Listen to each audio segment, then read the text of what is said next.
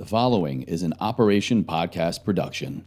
Walk us through Chinese medicine. How would you define it? How would you describe it? Number one, it's the acupuncture. Number two, it's herbs. Number three is the foods that you eat. And number four is the lifestyle. Thousands of years ago, acupuncture was discovered, and there's meridians and channels that run through your entire body that connect to every organ, every part of your body, from your head to your toes to your feet. And by activating these specific acupressure points, in which we use in clinic with acupuncture needles, you activate energy wells. And so there's specific acupuncture points or acupressure points that are so good for whatever ailment, because it helps get to the root cause of why you have something like constipation, right? Acupressure for anxiety. Can we really relieve anxiety by simply applying pressure to a few points on our body ourselves? Yes, absolutely. We can do it together. Do you want to use my wrist? You guys got to tune into the video for this one. Yeah, I mean, there's a few, and yeah, I've seen it work so wonderfully, right? Where even patients come in or people will be like, wow, I've had a panic attack for days and this is the first time I'm able to settle down, like even from comments or DMs. And it's so wonderful to see that people feel empowered and can help themselves. Hi, I'm Dr. Felice Chan. Hi, I'm Heather Chan, and the older twin. And welcome to Ever Forward Radio. A video I saw, I believe on your page, about 8.7 million views now on this one video about acupressure tips for relieving constipation. I know it's a big jump here. We're going from wildfires and detoxification to constipation. Happy but jump. Some things that just really caught my attention with your area of expertise and focus, particularly through Chinese medicine for wellness. What are these at-home acupressure methods for helping us with more frequent and healthier bowel movements? Yeah, and so I guess we can backtrack to share what acupressure is, right? Or what these points are. And in general, thousands of years ago, acupuncture was discovered, and there's meridians and channels that run through your entire body that connect to every organ, every part of your body, from your head to your toes to your feet. And by activating these specific acupressure points, in which we use in clinic with acupuncture needles, you activate energy wells. And these energy wells will then send chi, which is our energy, to different parts of the body. And so there's specific acupuncture points or acupressure points that are so good for whatever ailment, because it helps get to the root cause of why you have something like constipation, right? I saw that one was more in the wrist. I think it started off. So exactly. just walk us through what's going on with our wrist and how can we activate energy channels there to help with constipation? Yeah, so that point is Sanjao 6. It's 4 finger widths below the wrist, right in the center over here, underneath the wrist between the two muscles. And the point about the Sanjao channel and Sanjao 6 specifically is Sanjao, it's a organ that is really connected to the fascia and the lymph system. And fluids, right? And so a lot of the times for constipation, you are lacking fluids. And so this point, first of all, sends all of the energy from where it starts on the fingers all the way down our arm and into our body to help this fluid movement. Okay. And so it's really, really great for fluid metabolism. And then that point I always love to pair with kidney 6, which is on the ankle. And it's also great for what we say fluid are the yin nourishment in Chinese medicine. Because when we think about constipation, a lot of people are like, yeah, I'm just not drinking enough water. But we're not talking like if, someone says they're constipated and I walk up and just squeeze that point, it's not going to have a little disaster pants situation, right? No, walk us through, what is actually the process, the protocol, maybe frequency, pressure type, how can someone realistically do this themselves at home? Well, consistency matters, and to massage it for 3 to 5 minutes, right? Because ideally, if you go to a practitioner, you have a acupuncture needle that will activate it in a stronger way. Whereas acupressure is equally as effective, but you have to activate longer. Okay. And I would say, twice a day, consistently for a few days and see how it works. I remember my husband had, was blocked up for a little bit and massaged this point. He was like, oh, I really need to go to the bathroom now, and it really helped him. When we activate those points, and I'm sure Heather knows too, whenever she does it, it helps just make you pass with consistency. I don't have any problems with my bowels. I have a morning routine. Yeah. I have a good routine. I'm sure. We'll probably get to it. But just to kind of wrap up this point, is this maybe something that someone can do once for 3 to 5 minutes and they should see results? Or is it something that maybe in general, if they have constipation or are frequently getting constipated, they should consider rotating it into kind of just like a daily practice? Yeah, it can. I love to have it part of a daily practice. It will help some people and it won't help some, right? Because these are just points that I love to introduce to the general public of what Chinese medicine is. But again, everyone is individualized. Everyone has a different constitution, right? Someone's constipation could be more related to emotions. Then I would suggest a different point. But these points together, it's a synergy. We call them, points that work together. I hope that answered the question. Yes, actually got me thinking if, let's say we are applying it Yeah. and we're not getting results, does that mean we're not doing it correctly? Or does that mean maybe there's something else going on? Yeah. And how would we know to shift to a different Chinese method approach? Yeah, I would use that as an indication. Okay, perhaps the root of this isn't just the dryness, right? Perhaps it's not related to the Sanjao or the kidney channel. And there's so many underlying causes to why someone has constipation. But Chinese medicine is great because we can figure out by understanding who you are, your pattern, looking at your tongue, reading your pulse, to fully understand why you have it. Okay. And actually, before I get into my next question here, and then we're going to get into like the main portion of the interview is going to all be around skin health. I know that's your area of expertise in a bigger way. Walk us through Chinese medicine. How would you define it? How would you describe it? What does it really look like? How is it different from other healthcare systems or healthcare approaches today? So we define traditional Chinese medicine in 4 buckets, which we feel like is easiest to digest. Number 1, it's the acupuncture. Number 2, it's herbs that you can take. Number 3 is the foods that you eat. And number 4 is the lifestyle. So within this lifestyle bucket, it's the movements, how you go your day by day. It could be meditation. It could be journaling. It's the mindfulness in this medicine. And I think that's what's so magical and powerful about this medicine is that it's a holistic medicine that also focuses on your emotional health and mindfulness. And so as Dr. Felice, she is the acupuncturist, so focuses on, the acupuncture side, but the medicine is more than just that.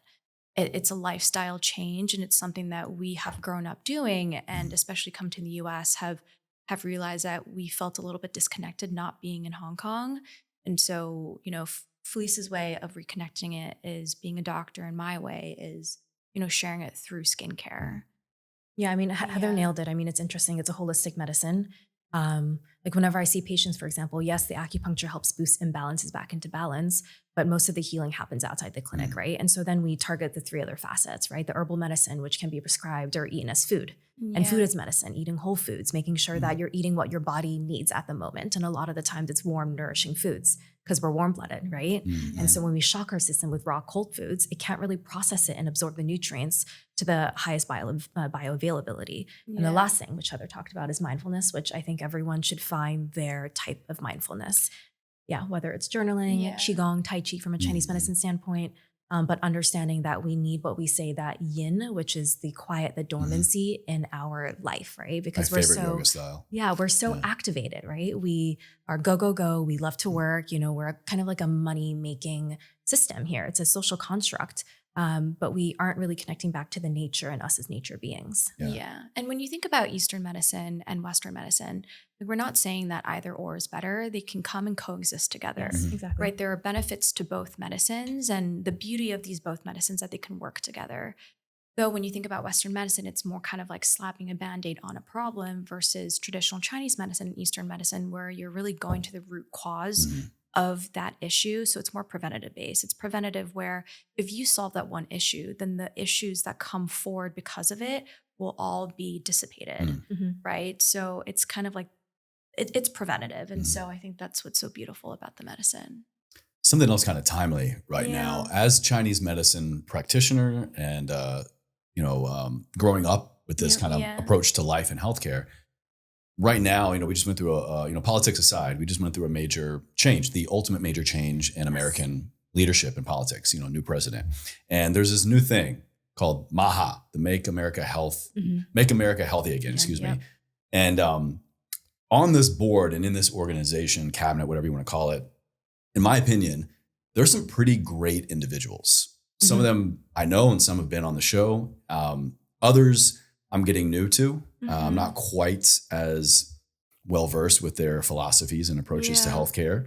But in my lifetime, this is the first I've ever seen in a presidential level, a focus on health. Not healthcare, but, health, make America healthy again. Again, politics aside, as Chinese medicine specialists and advocates, are you excited for this? Do you see any potential there or overlap in your area of specialty that the rest of us can get behind? I especially see that there's a shift of more Asian culture, Asian culture in the US and Westerners accepting Asian culture. And whether it is in the politics or whether you're seeing it on social media, or whether you're just seeing it in the culture of Western medicine and the Western hemisphere, this introduction on alternative medicine and alternative health and thinking of ways to be healthier from the foods, from the lifestyles, I think more and more people, especially post-COVID, are finding different ways to be quote unquote healthy. And it'll really depend on who you are and what this healthy, this quote unquote health means.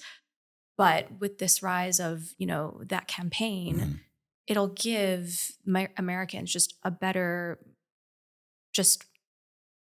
Better grasp on. Yes, sorry. Some different leaders too, new leaders and different figureheads to kind of just watch. I think it's, a wake up call for people to be like, okay, whoa, make America healthy again. Why? There's a lot of people are just like, I'm fine, like I'm eating processed foods, I'm eating this and it's just what I'm used to and I'm fine, But I think people need to realize that it's not. And I think this is a really good way to segue into, okay, what are adjustments we can make to our lifestyle and health? Because yes, there's a whole healthcare system, which is a whole nother conversation for another day. And there's a whole food system too. Yeah. That's also another conversation. But, by eliminating a lot of, high fructose corn syrup, for example, is going to be so great for liver health. There's so many kids out there right now that have fatty liver disease at the age of 8 or 10. And I'm just like, that's ridiculous. You don't see that anywhere else in the world. But it's also the accessibility of what is healthy, right? Of course, the cheapest foods are the processed foods when you go to a supermarket.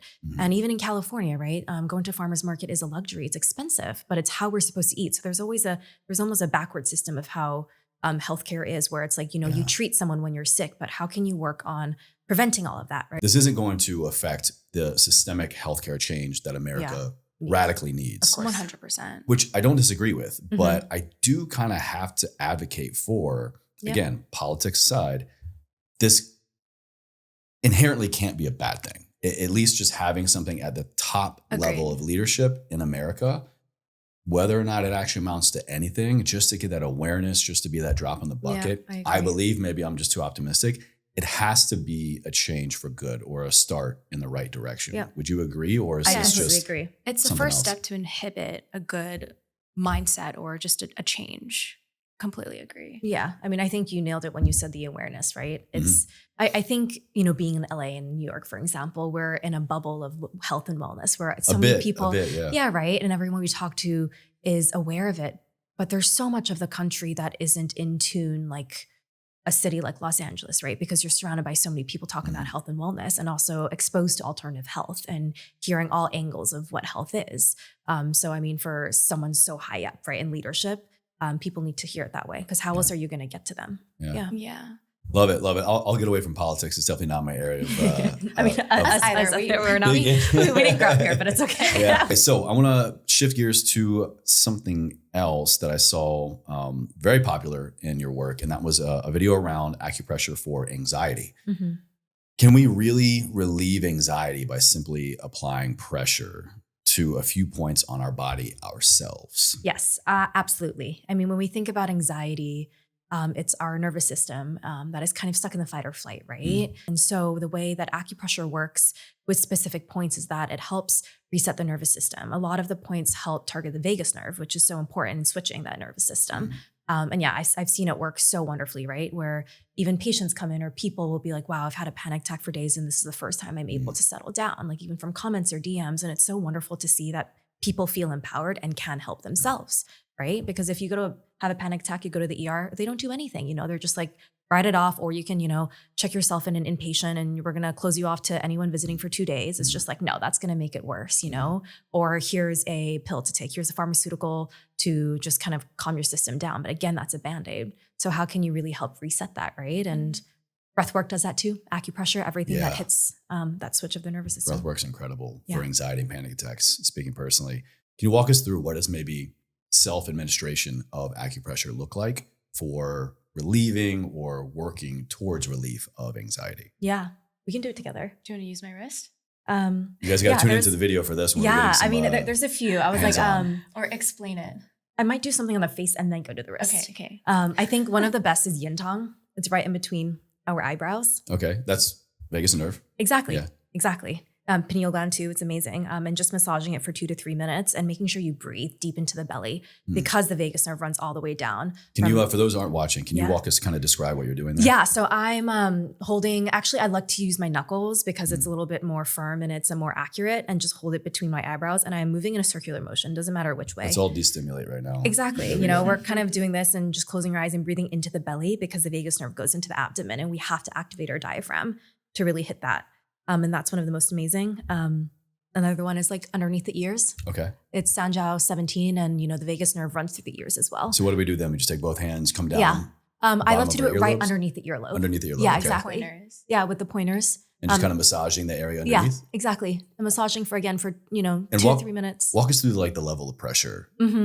I like to feel, it's almost like a light massage where it's firm and you can feel that sensation. Okay.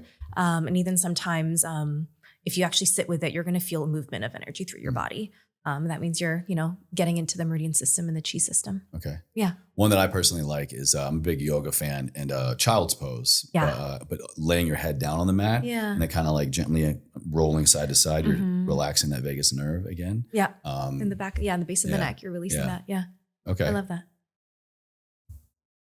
Random question before we get into skin health. I saw it pop up in a bit of your content as well. Big in using functional mushrooms as part of Chinese medicine. And one that I personally love, and I've seen probably the most clinical evidence behind, and the longest running, like thousands of years of use, is reishi. It's called the queen mushroom. Yeah. And I'll have to look this up and maybe find a link or something. But I remember reading a long time ago that this was actually considered, they call it the queen mushroom for a reason. It's considered royalty. In fact, for royalty. And I think even in certain Chinese empires, it was reserved for the emperor and his family, and it was almost like a private reserve or even currency, if you will. Why is reishi mushroom held in such high regard, and what was going on thousands of years ago with it that we can now apply today? Yeah. Oh my gosh, absolutely. I mean, mushrooms are so powerful. And in Chinese medicine, it's actually a Chinese herb that in the category, it calms your heart, right? And helps your spirit. And what that translates to is that our heart as a portion of our body holds our soul and our spirit. And when we're anxious, it means our spirit is up here, right? It's not able to level out or ground. And so it's awesome for anxiety. It's awesome for fatigue as well. It's also a chi booster and a blood booster, meaning it gives you energy. And just because of its holistic benefits, it's, you know, prized as one of the best herbs or mushrooms out there. I've also heard this term used to describe reishi, and that's immunomodulator. What does that mean? Can you walk us through that? Yeah, it's almost, I like to think of it as almost like adaptogenic too, right? Where it can help you where it needs to help you, and it'll bring down what needs to bring down, right? For example, the anxiety part of it, because it can calm the heart and the spirit. It's going to bring down your anxiety and ground you. Whereas if you need that boost of energy, it's also going to bring that boost up. So you take it and it's going to kind of read what the body needs energetically and then give you that boost to either level you off in some way. I mean, that's the point of the word functional, right? It will affect your body in different ways based on what your body needs and is lacking. Yeah. Yeah. That's great. Reishi for me, I always describe it as an internal hug.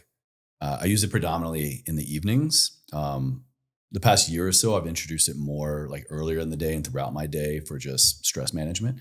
But in the evening, I love it. Kind of mix it in with some like hot cocoa or cacao. It's like the reishi moment. It's just like, it feels like this nice. Yeah. And everything's hug. calming. Yeah, Yeah. I mean, it's one of the best for insomnia too. And just like, I mean, again, housing our spirit, right? Because when we sleep, our spirit's supposed to be resting with us. But insomnia is when the spirit's up here. It's where the dreams are intense. You know, you're waking up a lot. If that makes sense from a Chinese medicine standpoint. To hear that, It's everybody, if you're struggling with insomnia, you need to talk with your spirit. Love it. All right, now let's shift into skin health. Now, a lot of your work is around skin health, introducing, practices, products, procedures that can really amplify skin health internally and externally. So what do you think is the number one thing most people are currently doing in their skincare routine that is more detrimental than beneficial? Yeah, I think we want to share with the world the powers and magic of traditional Chinese medicine and share that, okay, what you can ingest internally from an herbs perspective, from reishi mushrooms to tremella mushrooms to anything that you eat can also be very, very beneficial for you from the skin health perspective. And it is a gentler version and a natural version, a more effective version that can help with your skin health. And so in my opinion, what people are doing too much is just trying. The skincare market is so extremely saturated, and it can There's be a lot. so There's a lot. overwhelming at times. And it takes time to educate yourself and educate oneself on what is good and what is bad for you. But really, it's, in my opinion, managing and creating a very simple routine. A simple routine that can create a strong barrier, because a strong barrier will effectively help your skin from any other active ingredients that could be very, very harsh for your skin as well. Like an active ingredient, for example, vitamin A or vitamin C, that won't do any power to your skin unless your barrier is strong. So I would say simple routine, try to cut out things that you don't think are going to help your skin health, and just start from the basics. Start from a very minimalist routine. Yeah. I mean, and for both of us, for example, when there was a huge vitamin C craze and we never really used it, we're like, let's use it. But it made us break out because it was too active, right? And also that kind of went back to, okay, maybe our barrier isn't strong enough. So how can we take a step back, not find, the really, really intense power version of vitamin C, but how can we back off to find something natural that isn't as active, but gentle and still as effective, right? Okay. Orange peel. It's the actual peel of the orange. And in Chinese culture, we would put this in our foods, in our stir fry. We would put orange peel in our soups for that flavor, and that gives you that vitamin C, and that gives you the nourishment that you need. But it's also an effective way and a more natural, gentler version of vitamin C for your face to help brighten your face, and it has the same effects. And we're getting it in Whole Foods, which is always exactly right. a plus for. And we always love to say to eat your skincare, right? So everything you can put externally, you should be able to eat as well. It's natural. We're going back to the nature beings we're supposed to be. Yeah. So I want to go back. Sorry if I missed it in there, but to ask directly again, do you think for most people, for just general skincare routines, is there something that people are doing that is actually, in your opinion, more detrimental than beneficial? Yeah. Adding too many steps in your routine. Too many steps. Okay. Yes. Just because you see somebody else have a 30-step process doesn't mean that you should as well. Yeah. I mean, and understanding your skin type, right? Yes. I think people will damage their skin barrier if they're putting vitamin C plus retinol, no sunscreen, and going out in the sun, right? Every you're just kind of incinerating your barrier, and for someone to really explore what works for them, it's trial and error at this point, because there's so much out there, unless you find a great esthetician who knows your skin well. But even with a relationship with an esthetician or someone knows your face, you're also still working with them. It's trial and error, right? Yeah. Okay. What about, what is one most overlooked item, in your opinion, in an item or a step in a healthy skincare routine for most people? I think, so I have two things. The first is sunscreen. That's a must. We grew up putting on sunscreen since we were 8 years old. Every single day, our mom, before going out to school, she would say, put on sunscreen on your face. Two, this comes from a more holistic standpoint, but your skin is a manifestation of how you treat your body and what you ingest. So what is the most overlooked thing that we believe a lot of people are not thinking about is how you're treating and nourishing your body. So it's the foods you eat. So that then goes and stems back to traditional Chinese medicine. What foods are really causing skin health? For example, acne. It's kind of like, heat rises in the air, as in heat rises in your body. So when your body is inflamed, that'll then result into heat coming out to your face, which could result to acne. And especially in US culture, there's a lot of fried foods. There's a lot of oily foods. So avoiding these types of very heavy foods that can inflame your body will really help nourish your skin. So I think that's very overlooked. Yeah. I mean, you nailed, with diet, right? And also, as I mentioned before, eating your skincare. There's so many foods you can eat that are great for your skin, right? For example, tremella mushrooms. It's something we used to put in our broths all the time, and we'd eat it after because it's so high in collagen. We would drink goji berry and jujube dates because it's so boosting for your blood. And when we think about, beautiful glowy skin, you have more blood flow through it, right? Yeah. So there's a lot of what was in traditional Chinese medicine we did as kids that were just like, oh, this makes sense. If your skin is dry, I'm going to eat something that nourishes and provides more fluids. Nourishing. Yeah, I'm not just going to put. Yeah. Foods, Yes. Like Exactly. for example, like in dim sum, we would eat dim sum on a weekly basis with our family, and we always had chrysanthemum tea that we drank with dim sum because it's very cooling. When you think of chrysanthemum, it's extremely anti-inflammatory, and so when you drink that with the very heavy foods of the carbs and the oils from dim sum, that will then level your body. That's a great point as well. So it's not always just about adding or eliminating something. Mm-hmm. If there is a consistent or even, air quote here, healthy food that you're consuming, you might just need like a balancing agent of sorts. Exactly. Of Okay. course. Yeah. It kind of reminds me, Felice, a point you said earlier about, sometimes we can shock our system with like really cold foods. Yeah. But sometimes I'm hearing you say, we need these kind of cooling foods. So okay. how do we Yes. know? Okay. How So do we know when? I love this question. So cooling foods does not mean that physically it feels cold. Like ice drinks, raw foods, salads, they're physically cold, right? Okay. But let's say I say something like peppermint, which in nature, the temperature of it is cooling, but it doesn't mean you consume it cold, right? We consume it in a tea warm. Right. So every food, truly everything we eat has a temperature to it. It doesn't mean the hot and the cold we feel. It's the energetics of it. So how do we know the energetics, the temperature of the food? Yeah, well, I mean, this was years and years of studying, and there's amazing books out there that show you what temperature, for example, beef and lamb is very warming, fish is very cold. Like when you think of fruit, it's so interesting because mangoes, our mom avoided it growing up because it's so hot that she was like, when you eat mangoes, you're going to get acne. So don't. Yeah, you're going to get skin issues. Yeah. Or eating crab, for example. When we grew up, eating crab is cold. so cooling. And so after eating crab as a family, we would drink ginger tea because that's warm. So it balances your body. But to know which food is cool and hot, I think just takes time. Yeah. I mean, it was ingrained in our culture, but even after going to school and being a Chinese medicine doctor, every food has a temperature, right? And for me, the Chinese specific foods and herbs are easier for me to understand. But when someone's like, but if I go out to an American supermarket, what can I find, right? Yeah. And there's, everything from like green beans to celery to kale, all of it has a temperature to it, right? Okay, walk us through what you would imagine the standard American or slightly above standard American refrigerator might look like. Yeah. We just did our grocery haul. We've got some dairy products, some vegetables, some meats, some fruits, some, maybe some eggs, things like that. If you could just picture a slightly above average standard American grocery haul. We're standard American.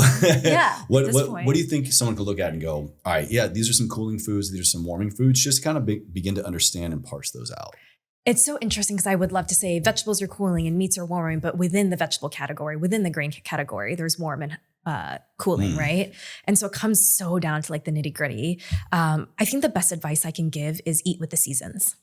Right? Because when you eat with the seasons and eat food that is actually produced during that season, it's trying to tell your body that, oh, I need this food at this point of the year. For example, in the summertime, it's hotter and hotter outside. And so we need cooling foods. And it's easier to find watermelon. Watermelon in itself is really, really cooling. It's great to hydrate you. Cucumbers, for example, is really cooling and great to hydrate you. I think that's the biggest advice I can give because otherwise we could, I have to open up a textbook to be like, sure. So we can boil it down to, ideally eat seasonally. Yes. Fruits, vegetables, things like that. Correct. Things that grow. Yeah. Okay. Exactly. What is the best age to start a skincare routine? And at what age is it too late to start in order to really see any benefits? Yeah, I think what's been happening recently is a lot of kids and Gen Zs are starting to use skincare too early in their routine, and your skin doesn't mature until you're 13 or 14. So ideally, before you're that age or before you're 13, wash your face and just put a moisturizer. You don't need to put all these all these ingredients like niacinamide, hyaluronic acid, you name it, vitamin C, vitamin A on your skin because your skin is still maturing. And if you put all these different types of ingredients in your face when your face is not matured, you're just going to harm your barrier. And so growing up, we honestly just washed our face and put on moisturizer until we hit this preteen phase where, we had acne. We had acne and there's a lot of oil and then you're just trying to figure out the hormones and the imbalances in your body. So once your body balances out, that's when you can put on skincare, right? And I think it really depends on your age and the type of skincare that you can look for, right? I would say, 8 to 15, don't even think about it, right? So 8 to 15, just splash some water on our face, call it a day? Yes, because your body is still changing. You're still maturing, And as women, there's a whole complexity of your hormone health trying to develop too, right? Exactly. And I would say we really got into skincare when we were in our 20s, right? Because you're maturing and you're seeing differences in your skin. But then when you hit a certain age, let's say like 30 plus, you are focusing on skincare that helps with anti-aging. It's ultimately it's ultimately your skin is a way to make you feel better because it's a vanity. It's a vanity, right? You want to look young and everyone wants to look like their best self and feel their best self, right? So in different ages, skincare can be, the purpose of skincare is very different, but I would say don't start skincare until maybe 15 plus. That's in my opinion. What do you think? Yeah. I mean, I have nothing to, I mean, yes, 1000%. And there are skincare brands out there that are so focused towards these preteens, right? That are so gentle for the face, and they make the products so gentle that it doesn't harm their barrier. Okay. Yeah. I've heard you mention skin barrier a couple of times now. Yeah. What do you mean by that, and why does it seem so important for skincare? Yeah. Like when we think about barrier, it's almost, I mean, it's what your skin is supposed to do. It's supposed to protect the outside environment from your internal environment, right? And I mean, we can get nitty gritty into the science of the dermis and the epidermis and how strong that is. But let's say you overuse products, you're ruining the really top part of your skin.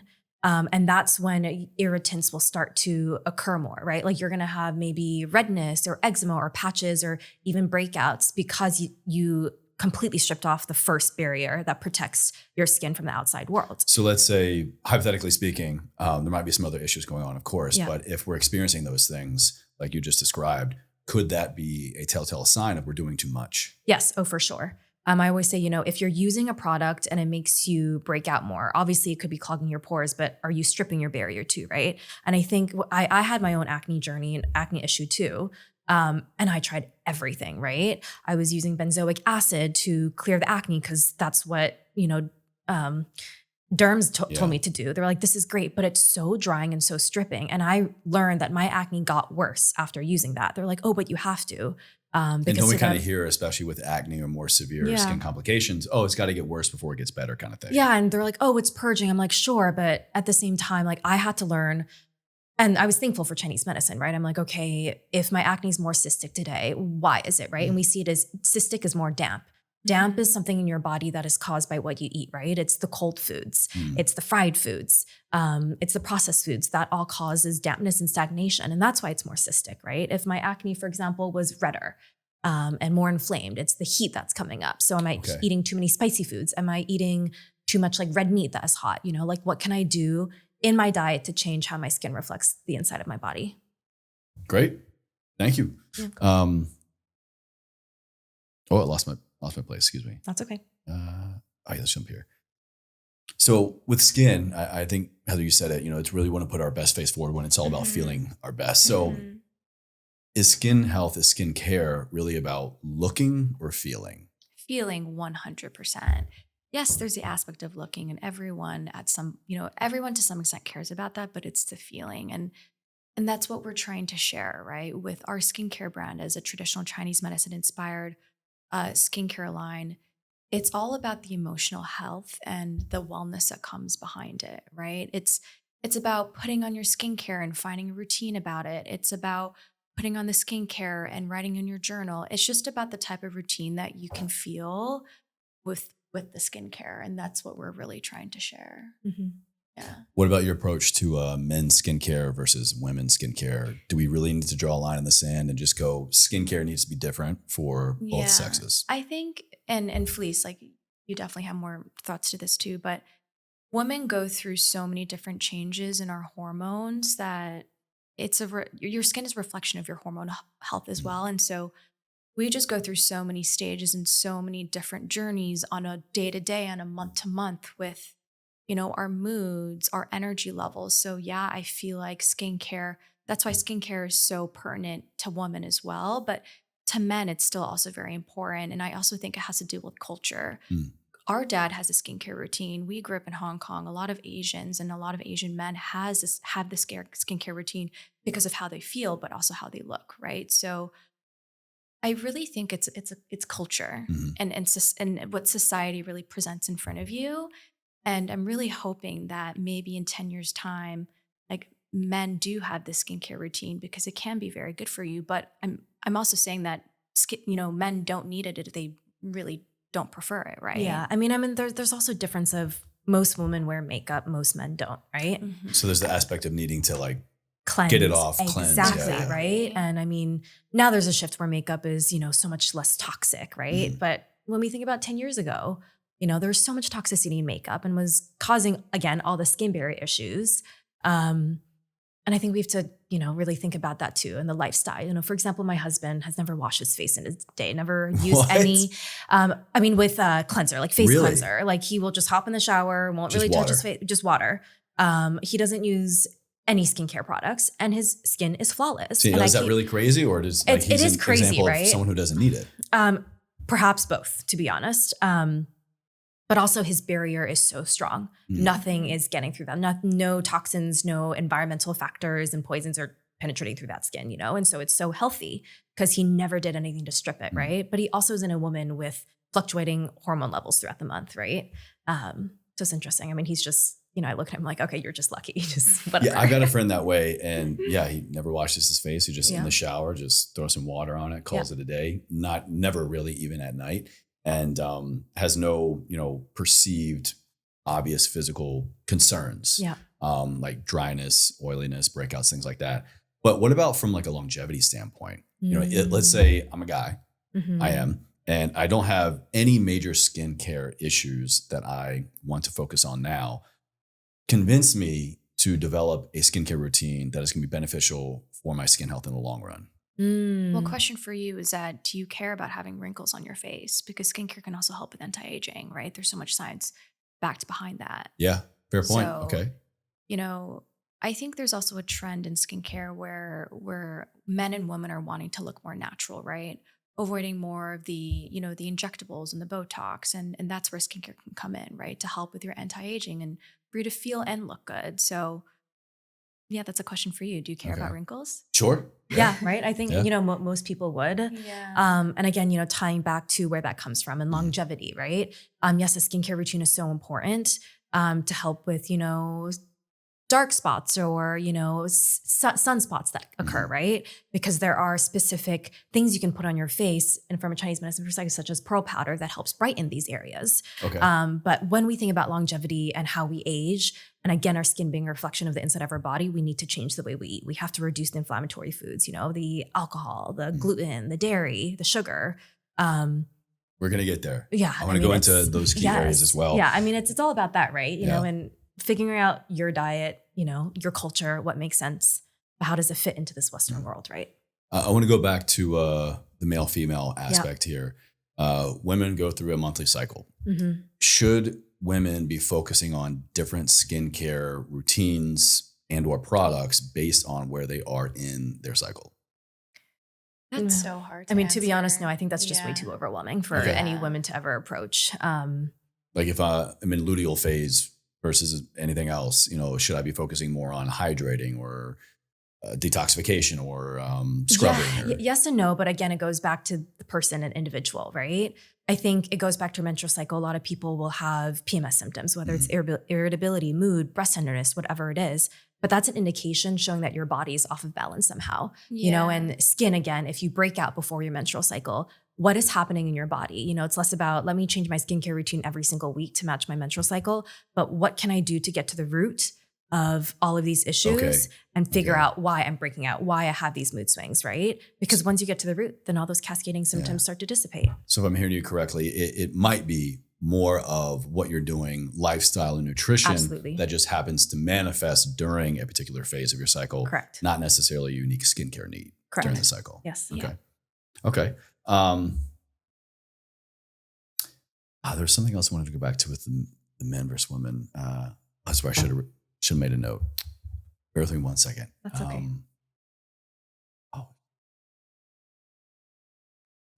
Well, if it comes back, we can always hop back into it. Yeah, it's gonna bug me. Should we guess? I even was like mental note chase. ask the cycle question and then come back. Okay. If it hits me, it hits me. How should men deal with women in their cycles?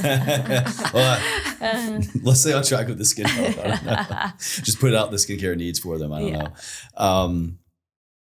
Okay. So I think we kind of covered another question I had was, do men and women have different skincare needs? Let's jump into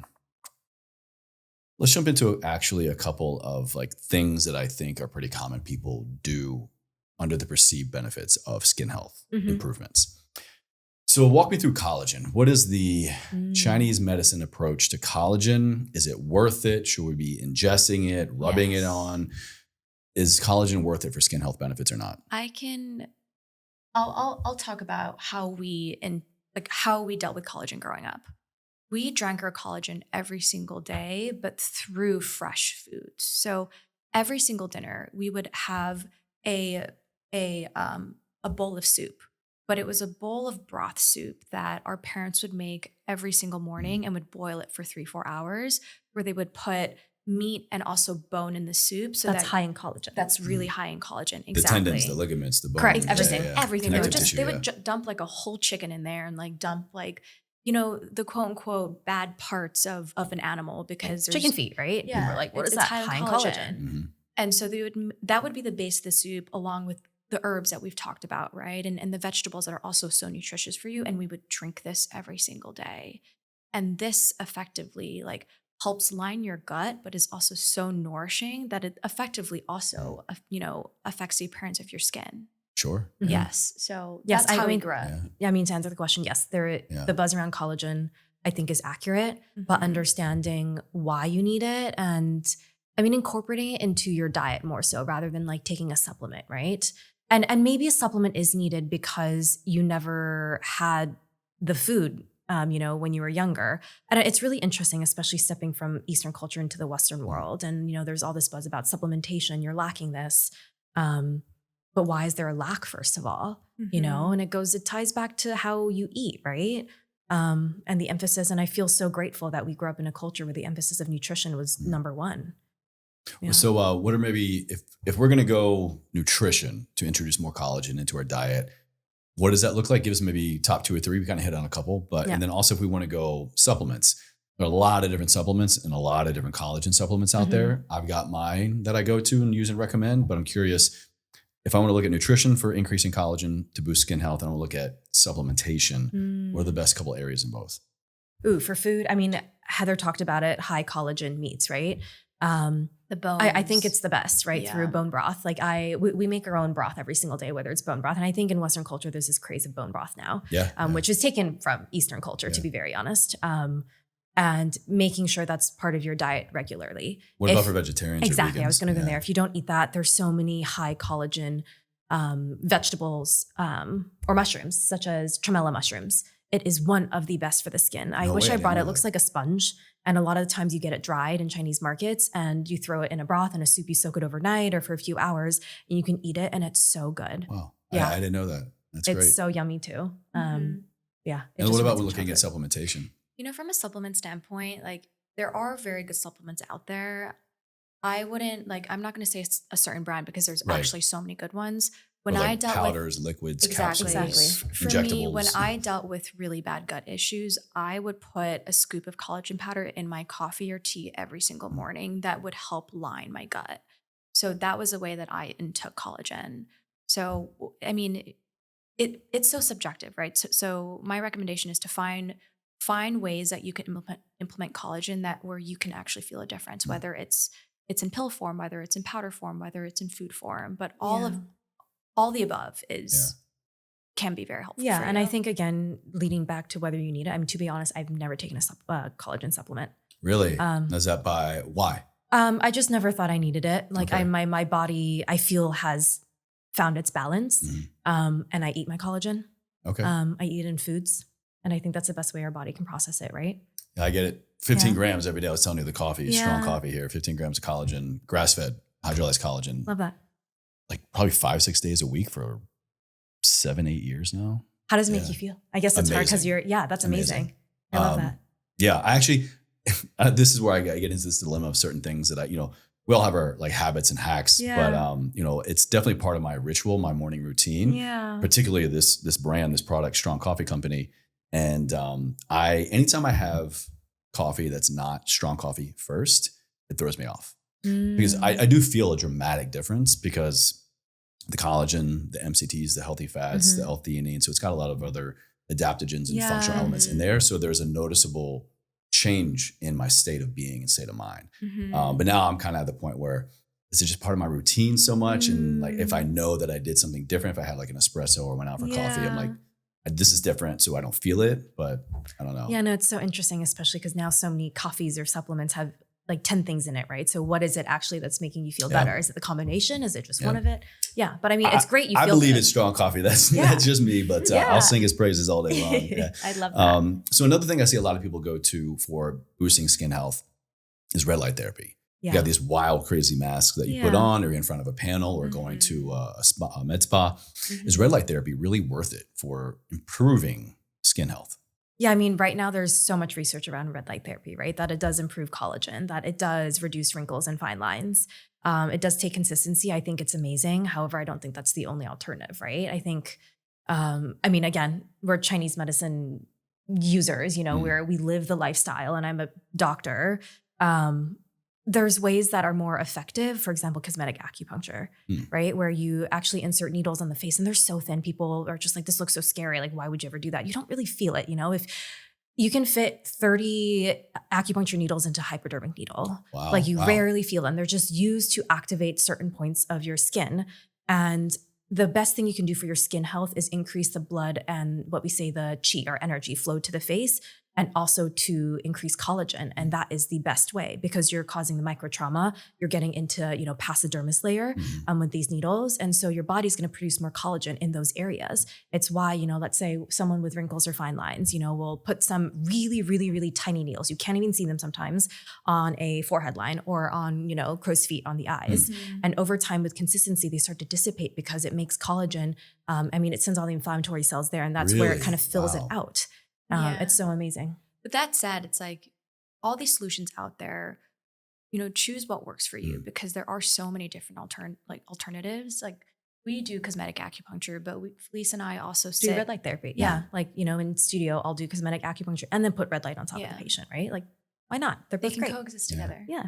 Kind of going back to our earlier examples of, the DIY at-home acupressure experience. Exactly. Is there anything we can be doing ourselves acupressure-wise to stimulate, collagen, blood flow, improve skin health? 1,000%. Sounds kind of counterproductive, right? By like touching your face all the time with your fingers. But is there acupressure we can do at home to do this? 1,000%, right? I the think magic of gua sha. Yeah, I think a lot of people are introduced to Chinese medicine beauty through gua sha, right? My wife does this all the time. Gua sha, the reason why it's so good is because it increases that blood flow to the face.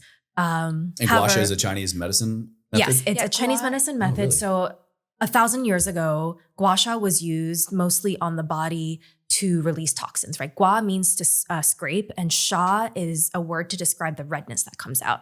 So there's a lot of videos out there where, someone will gua sha their back, and I do it in clinic. Some of these are pretty gnarly. I've seen massive inflammation, and it looks pretty wild. Yeah, but the thing is, you don't need to stimulate it that much. Like someone might just have so many toxins they have to release. So it's one of the best therapeutically to get rid of the inflammation or the toxins in your body.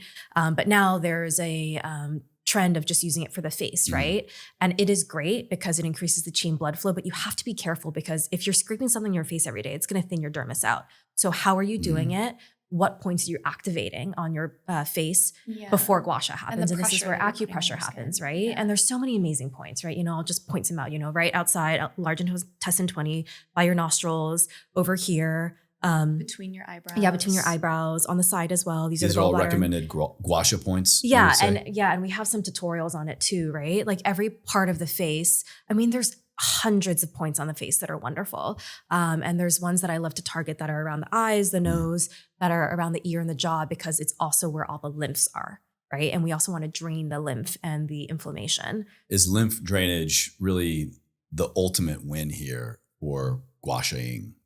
I think that's the Western understanding of what gua sha is, right? When they gua sha along the cheeks, down the neck, they're activating the lymph system completely and reducing all of that puffiness, and also bringing more movement to the face, right? Because we need to be touching our faces, like how we, massage our shoulders or our backs, right? Because that increases all the blood flow. So gua sha really is a form of acupressure? Essentially, but more so, it's just the scraping. Like I wish I could show a video of like, this is what it looks like traditionally in Chinese medicine, but you don't want to do that on your face. It's too intense for the face. It's going to thin your dermis. It's going to ruin your skin. So should we be using a gua sha tool and using the gua sha method daily? You can, gentle, of course, because you don't need to do it deep. But I think what a lot of people miss in the routine is activating the acupressure points before gua sha, Okay. because activating the acupressure points are connected to the rest of your body. And those are the ones you were pointing to earlier. Exactly. Like Over here, inside the and then we eyes. can do the jaws, the ears. I mean, they're everywhere. You know, honestly, if you put your hand on your face, you're going to hit an acupressure point, you know, but they all have different channels. They're going to go to different parts of your body. For example, we have stomach points here and here. And massaging these points sometimes, when I do that on a patient, they'll be like, ooh, my belly's rumbling. You're moving my gut. I'm like, yeah, because it's all connected. Interesting. Yeah. Okay. Well, is there a acupressure approach that we haven't talked about that is your go-to, your favorite for skin health? Yes, I was like, it's interesting because there's so many acupressure points first. And I guess an approach is understanding what part of your skincare routine and what part of the face you feel like you want to work on, right? Whether it's specific to the tight jaws or you have acne somewhere in your face, it means there's stagnation there, right? For example, the other day tight jaw. That caught my attention. I hear a lot of people comment on that from anxiety, tension, getting headaches, and even, you know, teeth grinding at night or even clenching your jaw during a stressful situation. Walk us through that more, please. Of course. I mean, you know, we know it as TMD, right? TMJ, TMD, right? TMJ, yeah. I mean, the J is the joint, but then the D is the disorder of where it actually gets tight. And of course, it's all tied to anxiety because we hold so much of anxiety in our jaws and our neck and our shoulders. So tight jaw most likely means you have a tight neck and shoulder as well. And it's so synergistic to stagnation, let's say. So if you have a tight jaw, it means things aren't moving here, right? The flow of energy through the stomach channel, this is stomach 5 and 6, it's the points, and the beginning of the stomach channel starts in the face. It's getting stuck here, right? So the flow of the stomach channel isn't actually going into the stomach itself. Wow. And so a lot of the times that could be, you know, when you release the muscles from gua sha, from massage, or from acupuncture, right? You get needles in the muscles, it releases so much tension, and then someone's digestive issues get better, right? I mean, it's all tied to stress, how when people get stressed, they have stomach issues, right? It's all that balance. Everything's connected. Walk us through the difference between acupressure and acupuncture. Acupressure is topical, where you massage points. Acupuncture gets into a deeper level. Yeah, I think that's a good way to put it, right? Ideally, if you can get acupuncture, go get acupuncture, right? Because you're working with a practitioner who knows the exact location and they're able to activate these pressure points with needles, because you have to get a little bit deeper. We have a meridian system that runs underneath our skin, and these needles will get into that system, for example. Not to say acupressure doesn't work. It's amazing, but it does take more activation, more time to massage.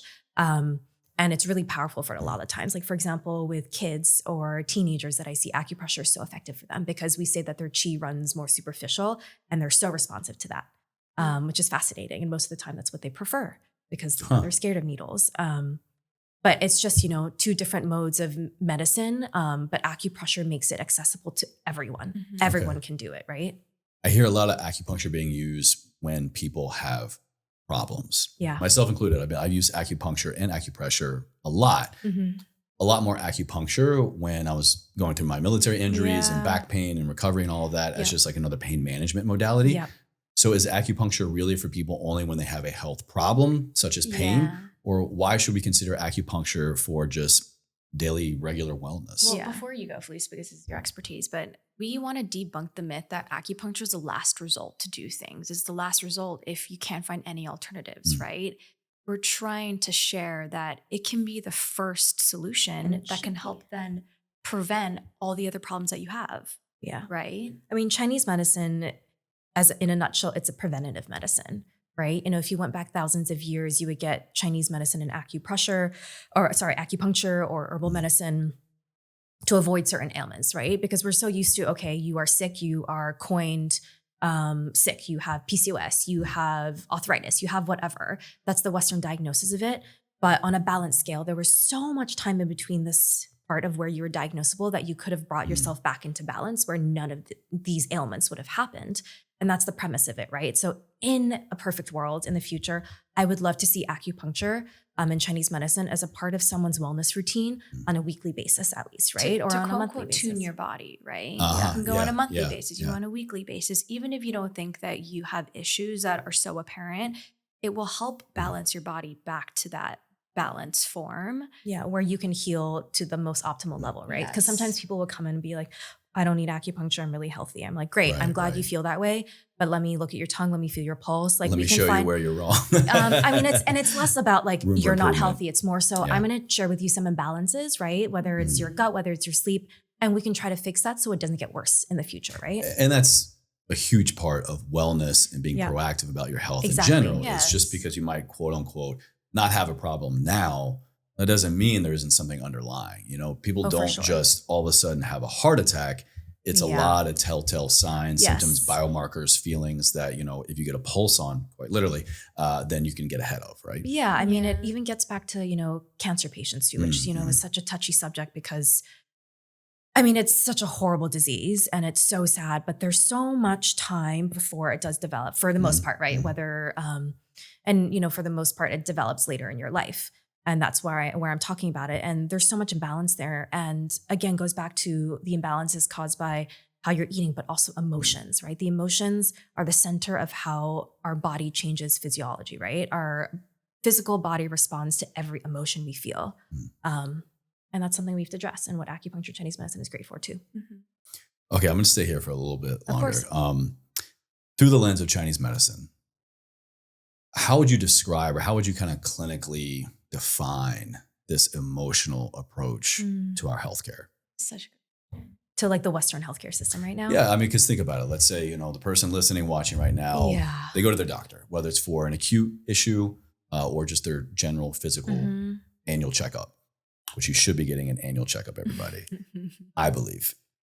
They're going to hear their doctor talk about certain things. Yeah. I doubt if they go to a traditional MD or even, nurse practitioner out there, their typical primary care provider is not going to go, so how are you feeling? Yeah. Yes. When's the for last time you sure. checked in with your Exactly. emotions, your spiritual side? Yeah. But I'm hearing that in Chinese medicine, this is pretty forefront. Oh yeah. I mean, it's the first thing I ask, if I get a new patient, I'm like, tell me what you want help with. And then after we chat a little bit and we break the barrier, I'm like, okay, I'm going to ask you and something you don't have to answer, but like, how are you doing mentally and emotionally? Like, are you experiencing frustration, grief? Like, I want to know it all because it's going to give me a good picture to understand how I can best help you. So you start with emotions first. Yeah. I mean, it's everything. Wow. I always ask this question. So Felice is also their therapist.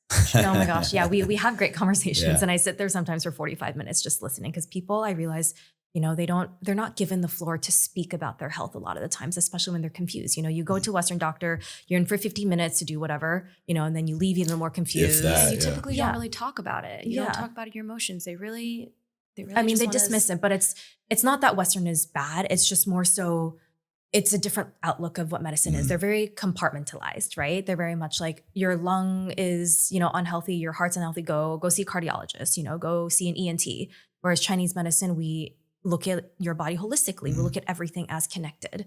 And in order to do that, we have to address all aspects of our mind, body, and spirit, because otherwise we don't get a full picture. Yeah.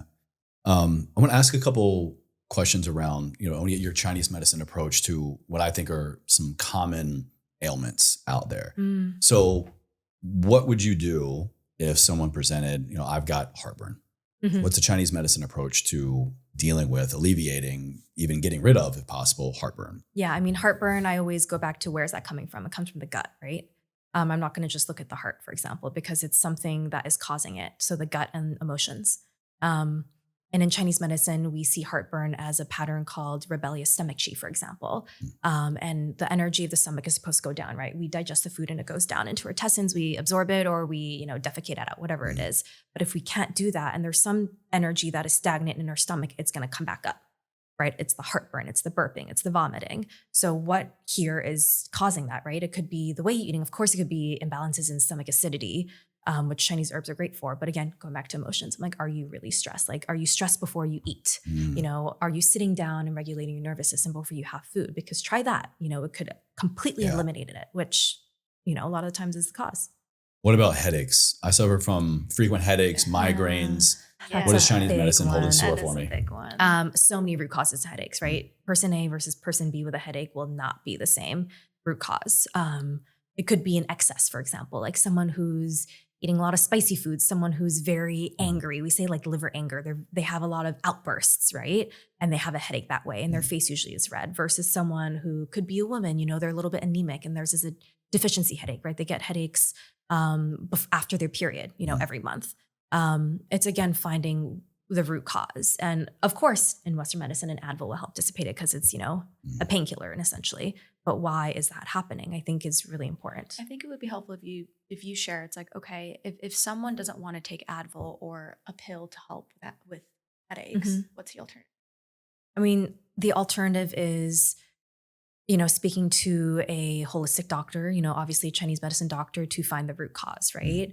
What are the triggers to it? What are you not doing, right? For example, the other day I had a patient who's vegetarian, starting to dabble into eating meats again and had debilitating headaches. And I said, hey, to be honest, it's a deficiency type. You don't have enough iron, you don't have enough B vitamins. Can you have a bone broth, every day for a week and come back to me? And, headaches just started to dissipate because it's from a deficiency level. So you have to understand why that is happening. But I mean, that goes back to the point on the biggest barrier to getting Eastern medicine is that you have to be very patient with the medicine. Yeah. Right. And a lot of people are very impatient where they want to have that quick fix. And so if you're willing to take the time to find the underlying issue and the cause, then take that time because it'll ultimately help you going forward. And true healing is a commitment. Exactly. Of course. It's a journey. As much as I wish as you go in for one acupuncture treatment, you get better. It's never the case, right? It's your body trying to adjust to a new baseline, and that will take time. But it's worth the journey, right? Yeah. Yeah. So a lot of what I talk about on the show has to do with fitness and nutrition and, more so back in the day. Yesterday was the birthday, actually. We had 8 years been doing the show. Congratulations. Thank you. So a lot of the show's origin topics and guests were around how do I lose weight? How do I gain weight in terms of body composition, restructuring, losing fat, gaining muscle.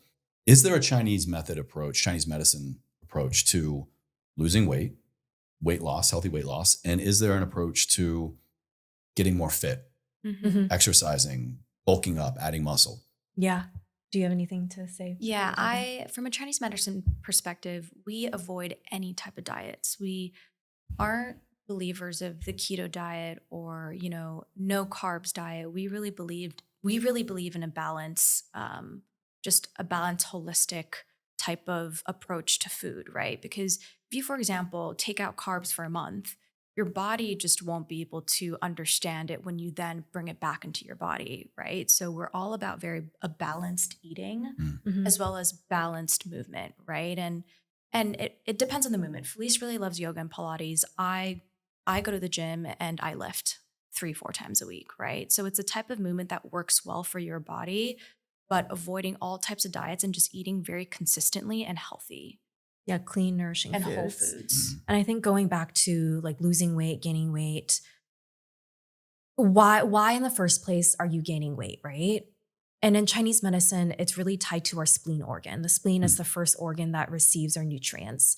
And the function of the spleen is to transport and transform food and fluids, right? And when you gain weight, it means your metabolism is slower. It's your spleen chi, the energy is a little bit dampened and weaker. And why is it? It goes back to everything you eat.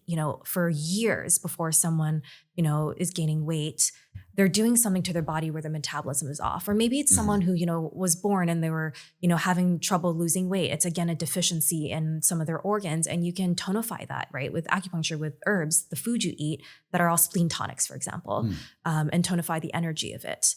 What would be an example of a spleen tonic? Yeah. As delicious as that sounds. It's back to food. One of the best is sweet potatoes, I would say, right? Okay. But the way we would make it is to steam it, right? Because when you bake the sweet potato, the dehydration process of an oven is pulling all of the fluids and the yin and nutrients from it. But we want to keep that. So steaming is the best. We steam a lot of our food. So it's better to not bake or even, would you say, roast vegetables, or are you just talking about sweet potato here in general? Sweet potato, but in general, we either quickly stir fry and it's so fun. Like even with Chinese medicine, the way that you cook it adds a certain benefit to it.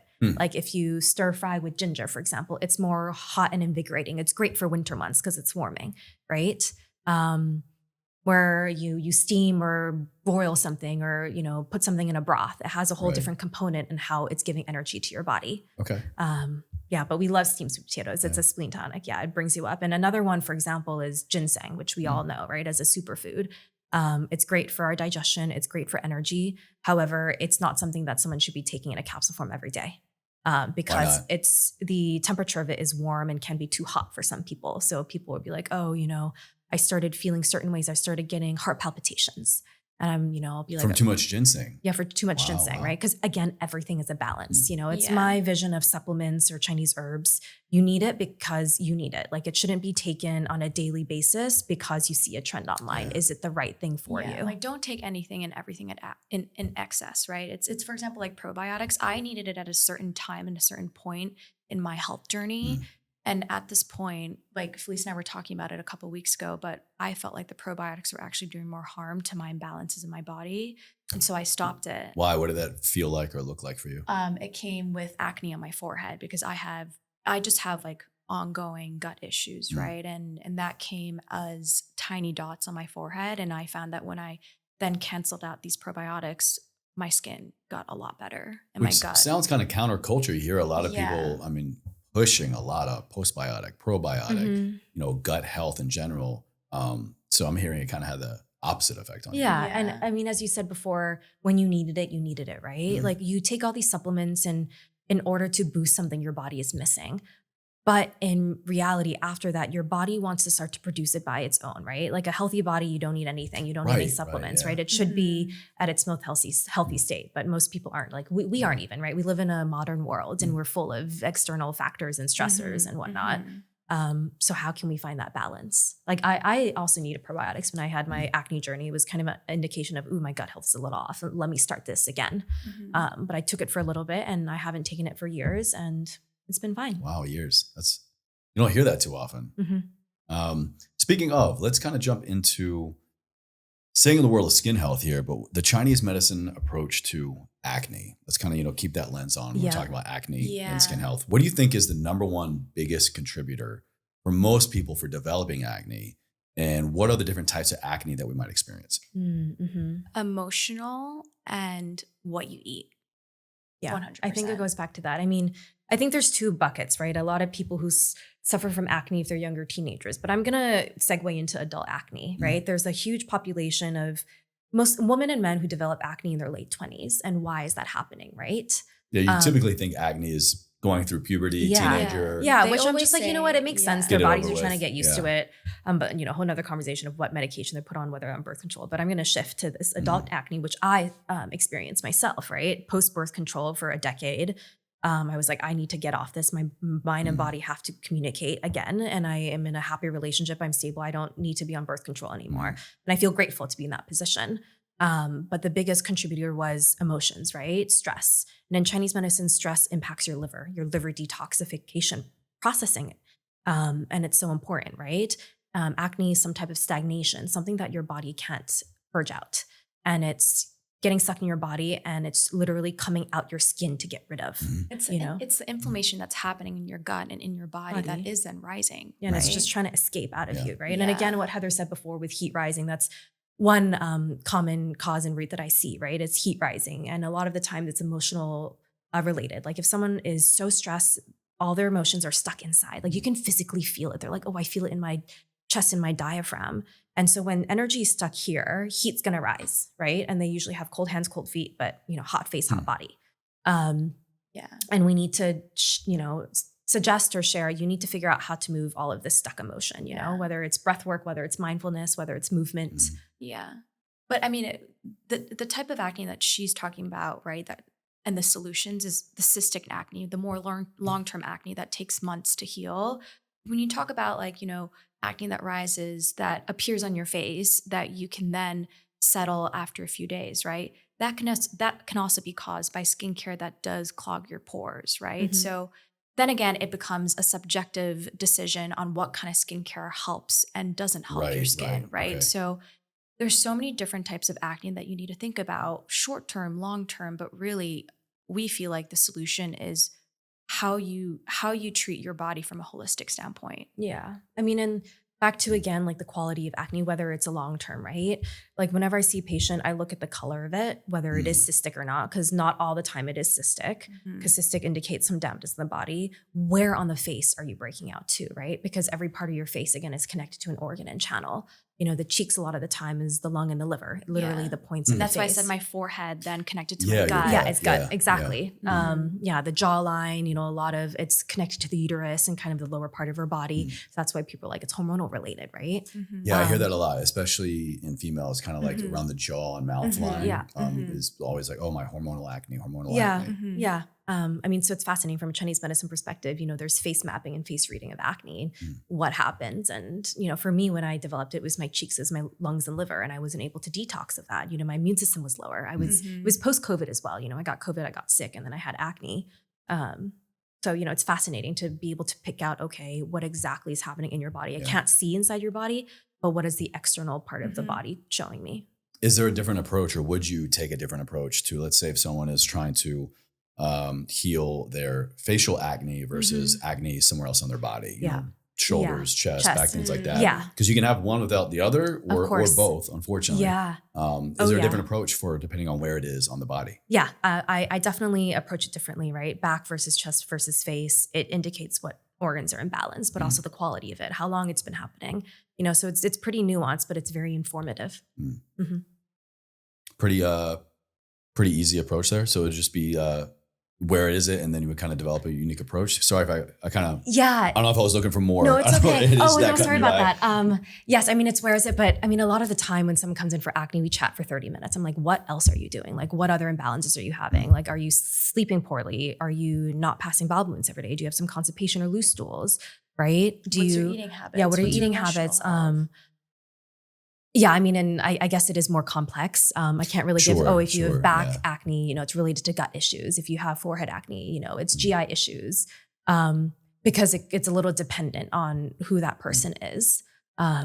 You also said something about the color of it. So what does the color of our acne tell us about best protocols to treat it? Yeah, I mean, for example, when it's more red and inflamed, you know, something that just looks more painful, it indicates more heat, and that can translate as inflammation in the body, right? If it's bigger, deeper, more cystic, you even see like the whiteheads or the pus in it, which is also very painful. It's also indicating, okay, there's too much damp in your body. And a lot of the times it's a combination of different imbalances in the body. Okay. And the best way that I can say to clear, if it's more red, you know, drink a cooling tea like peppermint tea, but drink it warm. You know, don't drink an ice cold drink because it's going to make it worse. It's going to set your body off balance more. And if it's more cystic, for example, do things and stop eating foods that are damp inducing. It's dairy, it's gluten, it's fried food, sugar, right? And that's why when people adjust their diet, their skin gets better.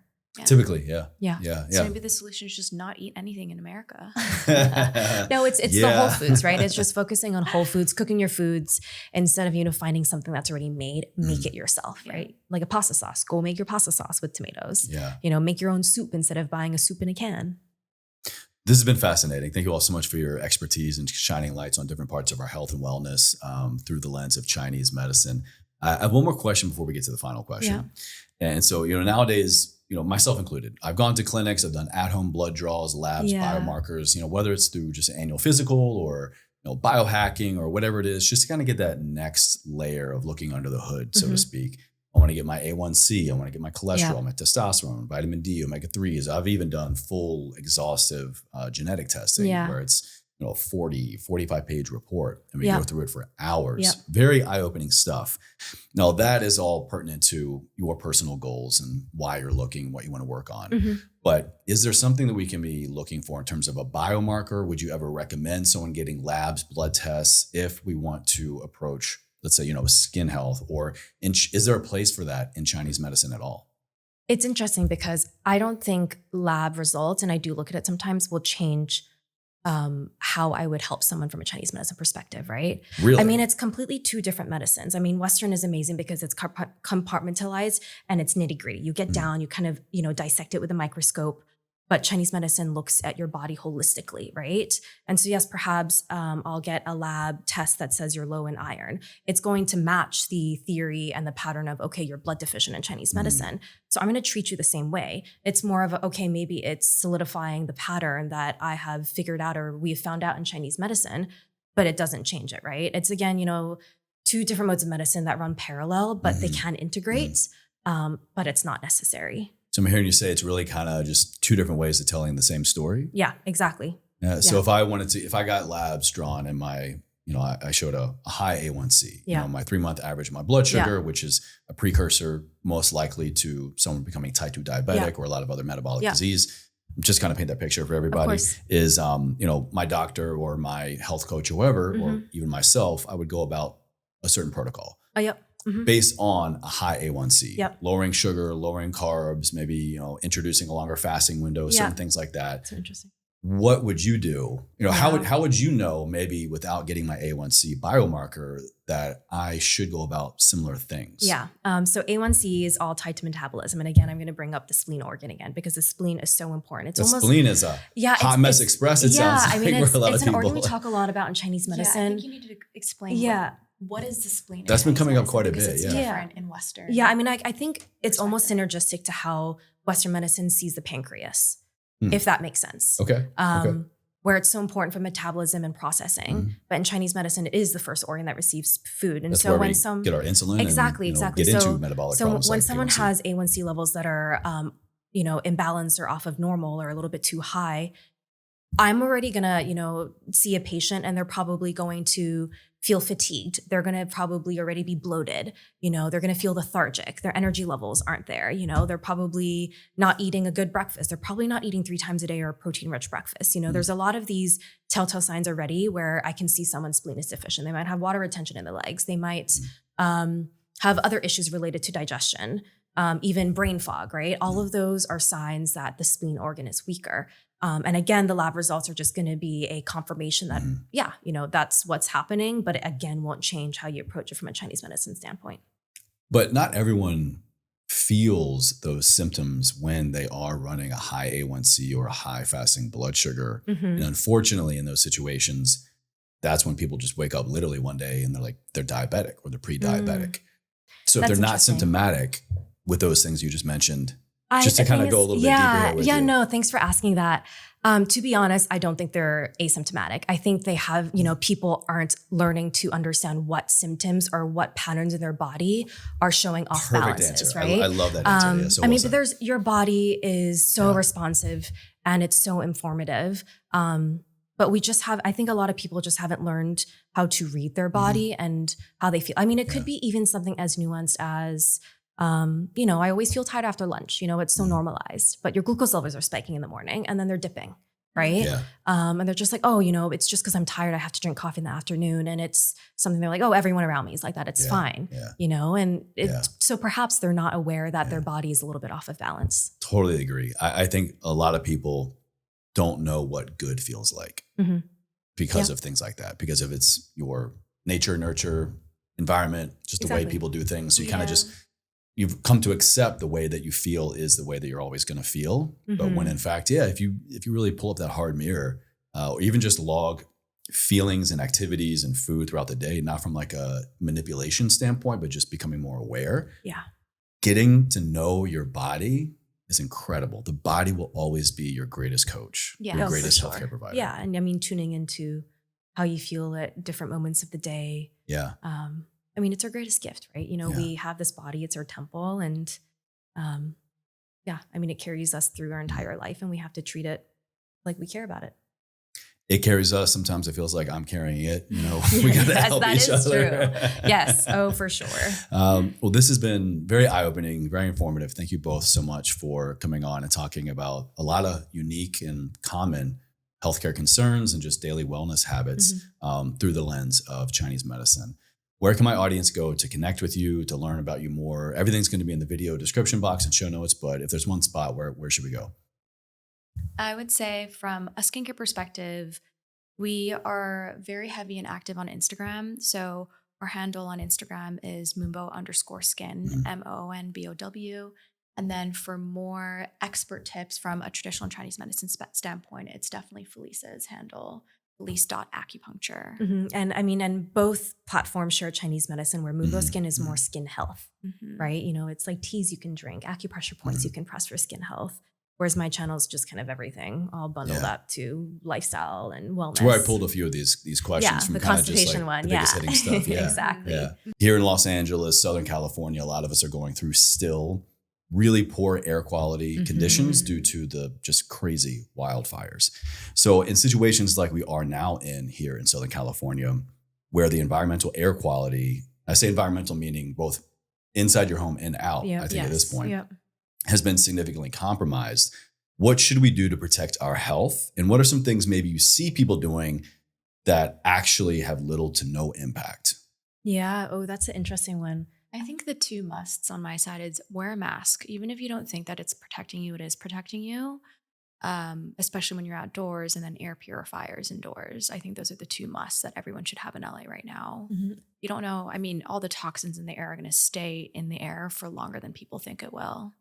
Yeah. And I think there's a difference between wildfires and urban fires, right? Yeah. How so? I mean, when you think about wildfires, it's burning through natural things, right? It's trees, it's grass, it's what's outside. But urban fires, it's burning through homes, it's burning through plastic, it's burning through the toxins. I mean, when we think about, you know, a lot everything of in your home. And Altadena, right? It was built before the 1950s. There was a lot of asbestos. There's toxins in the paint. And so that's why it's different, right? I think for the first time in a long time, LA is experiencing air quality that is not necessarily just pollution or wildfire, right? It's everything else. It's all the toxicity that we're not used to.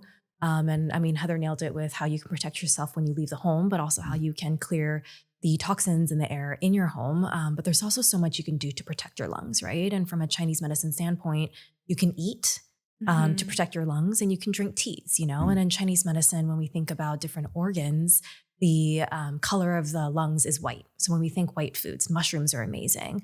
Napa cabbage, pears is awesome. So for the past few weeks, I've been eating a lot of Chinese pears and making pear tea, you know, and in Chinese culture, we like to cook our fruit, you know, whether it's in teas or soup. So I've been drinking a pear and goji berry tea every single day, and it's delicious and it protects your lungs. And the reasoning for that, it's cooling and it helps detox your lungs as well. And in Chinese medicine, it's the first organ in your immune system. So if that's weak, then that's when you start to get sick. I see a lot of people, well, I see a good amount of people on social media right now. And this is also, I think, a good time for people to, myself included, really evaluate the channels that you are consuming, news, social media, influencers, explore page, whatever. Because I do see quite a bit of, in my opinion, fear mongering going on, and just a lot of information, but a lot of misinformation. Yes, 100%. And I've seen some people go as far as say, everyone should leave Los Angeles. We should get out for the next couple of weeks, or, you know, maybe you're not in LA right now, but just consider if your city has gone through a major natural disaster like this, especially a fire, is it really like we have to leave, or can we stay and do things like you're talking about to protect our air quality and our lungs indoors and outdoors? Are we just trading one evil for another? You know, I mean, we come from a perspective where we grew up in Hong Kong, and we spent a lot of time also in mainland China, and the air pollution index was always above 100. It was very normal for us to play sports outside at, you know, an air pollution index of 400. I mean, at 400, we would still be inside, but it was always so common to us growing up, especially also traveling to China, that for us, it's like, okay, how can we manage ourselves being in a situation in a city where the environment isn't to your advantage? Because it's not realistic, right? Exactly. I mean, and there's so much we can do to protect ourselves, right? And if you have the luxury to leave, then, you know, you can. If you have, you know, some autoimmune disease, and I think it really depends per person, right? But if you can stay, there are ways to protect yourself. And I would say that's my opinion. Just so that you can't, you know, you don't have to disrupt your day to day. But that's my opinion. Yeah. Let me get your take on some things that I've been doing, my wife and I've seen a lot of other people do and recommend as well. And that's really focused on detoxification. So besides, you know, I've got a great air quality got a great quality air purifier in the home, 3 actually. And I just got some here in the studios. Mm-hmm. But beyond that, we're increasing dosage and frequency of things like glutathione. Yep. Increasing double my dose of NAC. Mm-hmm. And then now I used to do this kind of every once in a while, but now it's been a daily addition to my morning wellness routine. And that's hot water, lemon, and manuka honey. Mm-hmm. Oh, amazing. Are these actually doing anything for us in terms of Yeah. detoxification, purification, protecting lungs, or is it just another Band-Aid? It's so interesting, right? Because I think that's the information I see the most spoken about on social media, right? Like what supplements can you get your hands on and what can you start to take every day? Because I think it's the easiest to understand, like, oh my gosh, let me grab an NAC because it's great to protect the lungs.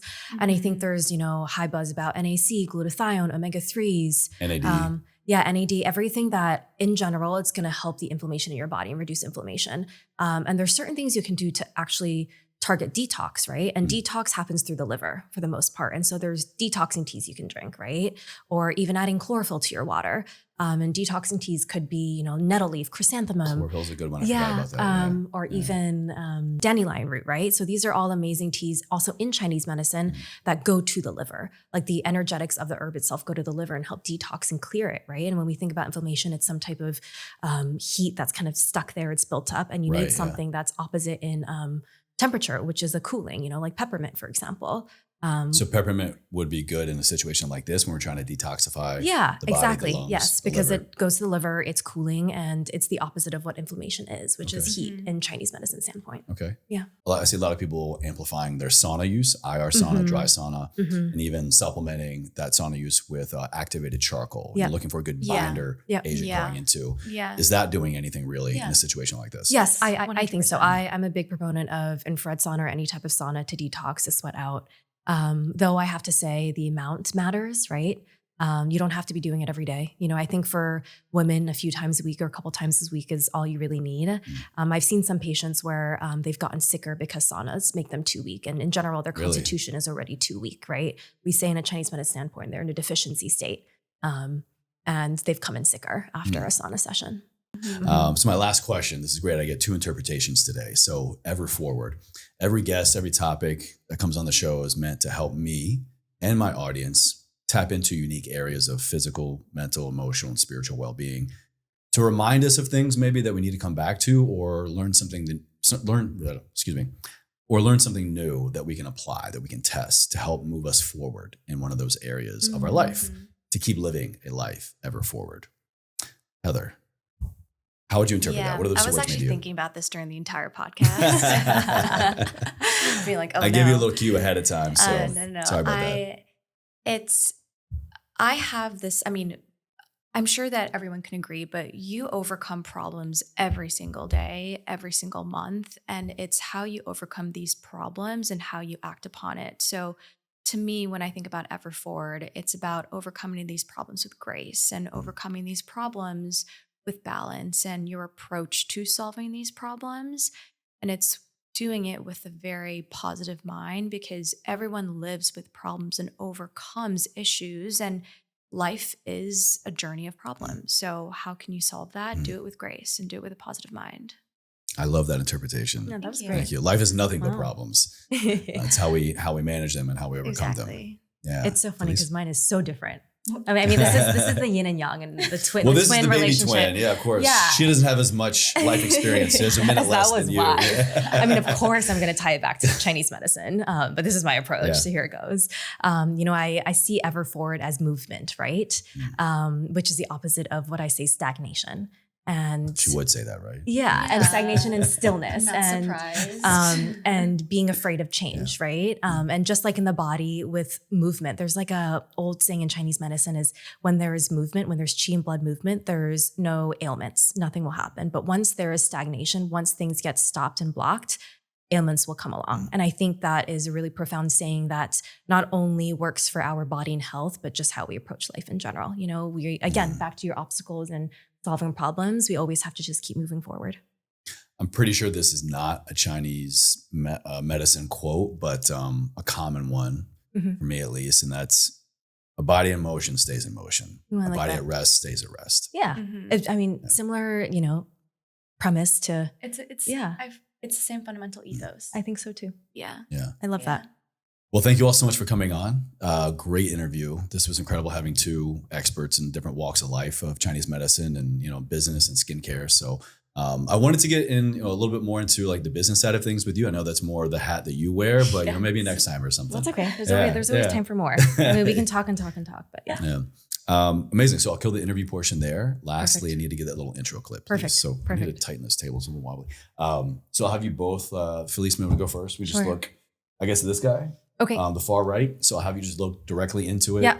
Just name, title, and then welcome to Everforward Radio. This is Everforward Radio, something like that.